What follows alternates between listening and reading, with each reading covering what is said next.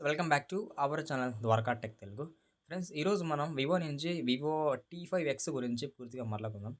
అంటే మనకి last year Vivo T4Xకి ఇప్పుడున్న T5Xకి చాలా చేంజ్ అయిపోయిందనమాట. ఓవరాల్‌గా మొబైల్ డిజైన్‌తో పాటు ఆల్మోస్ట్ ఫీచర్స్ కూడా అయితే ఇంప్రూవ్ చేశారు.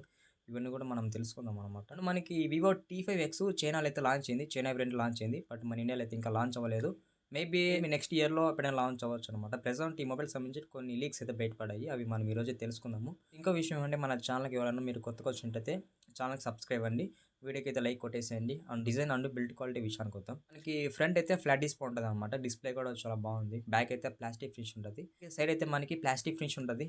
మనకి స్టీరియో స్పీకర్ సపోర్ట్ చేస్తుందని వీళ్ళు చెప్తున్నారనమాట. అది ఎంతవరకు రియలో నాకు తెలీదు. అలాగే ఇందులో మనకి ఇన్ డిస్‌ప్లే ఫింగర్ ప్రింట్ కూడా సపోర్ట్ చేస్తుందని చెప్తున్నారు. ఇది మనకి IP64 వాటర్ రేటింగ్ సపోర్ట్ ఉంది. సో చిన్న చిన్న డ్రాప్స్‌కి అలాగే స్ప్లాష్ రెసిస్టెన్స్‌కి మాత్రమే అయితే సపోర్ట్ చేయగలదనమాట. మనకి మిల్టీ గేట్ సపోర్ట్ చేస్తుంది. MIL, STD, 8 సర్టిఫికేషన్ పొందింది. అంటే మనకి లాస్ట్ ఇయర్ వివో T4Xలో కూడా మనకి ఈ మిల్టీ గేట్ సపోర్ట్ చేసింది. బట్ ఇక్కడ కూడా అయితే వీళ్ళు ఇస్తున్నారనమాట. బట్ చూద్దాం. ఈ మొబైల్ మిల్టీ గేట్ ఉందా లేదా అనేది కన్ఫర్మ్‌గా తెలీదు. బట్ రూమర్స్ అయితే వీళ్ళు మెన్షన్ చేస్తారు. మిల్టీ గేట్ ఉన్నట్లు. మనకి డ్రాప్ ప్రొటెక్షన్ కూడా అయితే సపోర్ట్ చేస్తుంది. ఎస్టిమేట్‌గా ఎంత హైట్ నుంచి అనేది వీళ్ళు మెన్షన్ చేయలేదు. మొత్తానికైతే డ్రాప్ ప్రొటెక్షన్ అయితే ఉంటదనమాట. నెక్స్ట్ థిక్‌నెస్ వెయిట్ విషయానికి వద్దాం. ఇది మనకి 8.1 థిక్‌నెస్ ఉందనమాట. 8.1 అంటే కొంచెం థిక్‌నెస్ అయితే ఉంటది. మరి అంత సన్నగా అయితే ఉండదు. కొంచెం లావు అయితే ఉంటదనమాట మొబైలు. సో మరి మీరు స్లిమ్మెస్ట్ ఫోన్ పట్టుకున్న ఫీల్ అయితే ఈ మొబైల్ ఉండదు. ఈ 204 గ్రామ్స్ అయితే వెయిట్ ఉందనమాట. ఈ మొబైల్ డిజైన్ విషయానికి వద్దాం. డిజైన్ అయితే చాలా బాగుంది.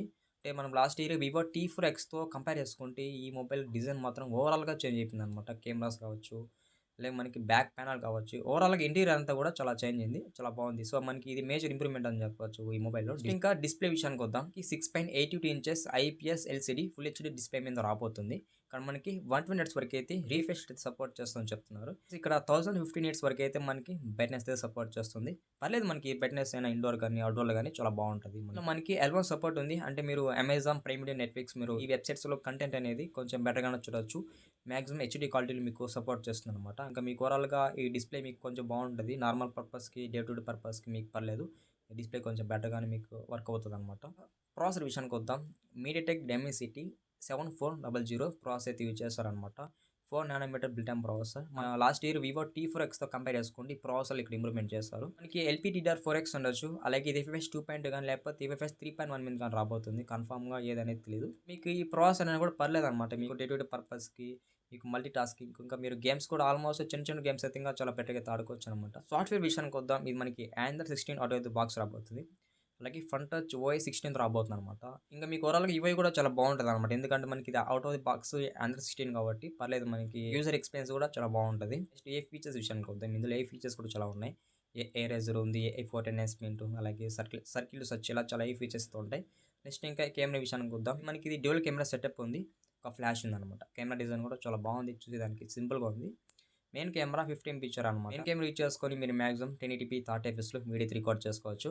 సెకండ్ కెమెరా 2 ఎంపీ ఇచ్చారు. ఇది మన మ్యాక్రో కెమెరా అని చెప్పొచ్చు. ఫ్రంట్ కెమెరా విషయానికి వద్దాం. ఫ్రంట్ కెమెరా 32 ఎంపీ ఇచ్చారనమాట. 32 ఎంపీ అంటే పర్లేదు. ఫ్రంట్ ఫోటోస్ కొంచెం డీసెంట్‌గా తీసుకోవచ్చు. ఫ్రంట్ కెమెరాలో HDR కూడా సపోర్ట్ చేస్తుంది. ఫ్రంట్ కెమెరా యూజ్ చేసుకొని మీరు మాక్సిమం 1080p 30 fpsలో వీడియో రికార్డ్ చేసుకోవచ్చు అనమాట. ఇక్కడ front and back video recording quality same ఇచ్చారు.